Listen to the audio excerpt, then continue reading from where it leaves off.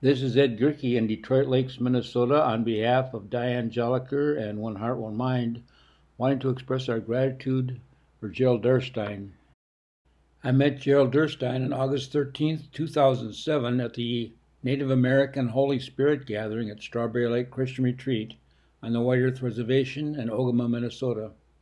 Emma Visner was giving the opening address as chief of the White Earth Nation, has invited me to be her guest.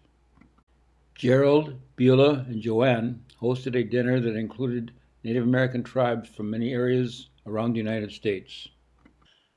The gathering lasted about a week and concluded with the placing of soil from each of the tribe's lands in the Mississippi River at its source in Itasca State Park in Ogama, Minnesota. Diane and I were at the event. This event was very significant to Gerald since he had come to the White Earth Reservation from Pennsylvania in the 1950s to minister to Native Americans. Gerald was very inclusive and he did not judge any of the people there. Diane Jolliker and I, as founders of One Heart, One Mind, had dedicated a peace pole at the source of the Mississippi in Itasca State Park. I was blessed to be with Gerald many times over a period of about 15 years. On July 18th and 19th, 2017, Diane and I attended the Strawberry Lake Christian Retreat where Jonathan Cahn was speaking. At Strawberry Lake had an affordable shofar for sale, which we bought, and Jonathan Cahn initialed it and blessed it.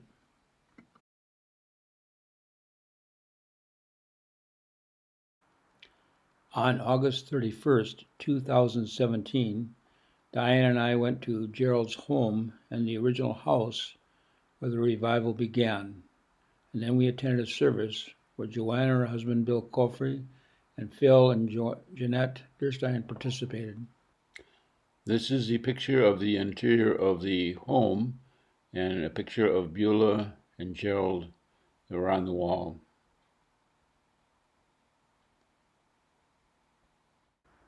This was about the last service that was held at Strawberry Lake Christian Retreat prior to its being sold to the White Earth Nation. Gerald, and they did keep the property where it originally started as well as Gerald's home.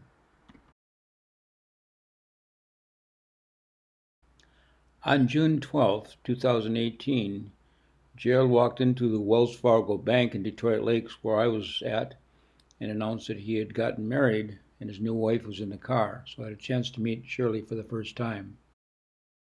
2 months later, Gerald and Shirley attended Christian Fellowship Church's 50th anniversary in Detroit Lakes with Pastor Tim Rice and the previous pastor Jim Erb.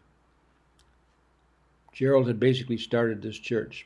Shortly after the 50th anniversary of the church, Gerald and Shirley attended Karen Breakfield's Redeemed and Ready to Go thrift store at the grand opening. Gerald donated his golf clubs, knowing that he probably would not play golf again. Many times after church in Detroit Lakes, we would go over to Barry Schroeder's house to have a bite to eat and to sing. Barry was the first dean of the Institute of Ministry. On August 23, 2019, Diane and I went to the original house with Gerald and Shirley, and Diane said that the Holy Spirit had told her that Gerald was her mentor and that she was to follow him. A couple of days later, Gerald and Shirley came over to One Heart, One Mind's Vantage Point Peace Center to visit us. Diane had made an agape love cake based on Gerald's teaching, where the ingredients were forbearance, forgiveness, and grace, baked in the fire of trials and tests. Gerald presented us with a gift of oil, water, and soil from Israel. Barry Schroeder and Wendy Gordon, whose father and she had worked with Gerald many years ago, were there also. As a result of getting to know Jonathan Cahn at Strawberry Lake, Diane and I went to Israel with him on a pilgrimage and were baptized in the Jordan and had many wonderful experiences there. From January 15th to March 27th of 2020, Diane and I attended the Institute of Ministry training in Bradenton, Florida. One of the first people I met when I arrived at Christian Retreat was Mel Weaver, and he invited me to join him for the Gospel Crusade Ministerial Association meeting. At the Institute of Ministry School, Gerald taught on the gifts and fruits of the Spirit, and Diane made him a prayer shawl to go with that, which she presented to him. On March 20th, Gerald and Shirley invited the Institute of Ministry students to their home. Gerald played his organ for us.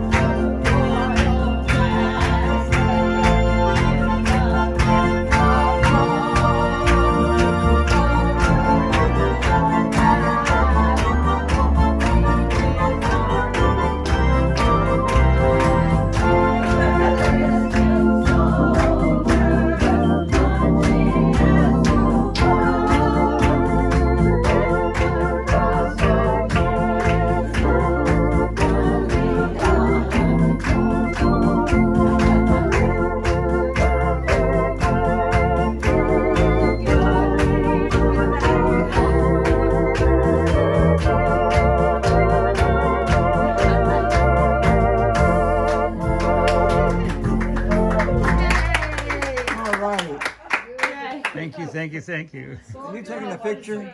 Oh my God. After our graduation from the Institute of Ministry, we had an opportunity to go over to Gerald's house one more time in Bradenton. And there, Diane Joliker was given 2 shirts by Gerald, the shirts he loved to wear. Gerald has been a great influence, molding and guiding my spiritual life. He had a worldwide impact, yet he was a humble man guided by God. Gerald was a worthy role model. He served God until he graduated. He lived the fruits and the gifts of the Spirit.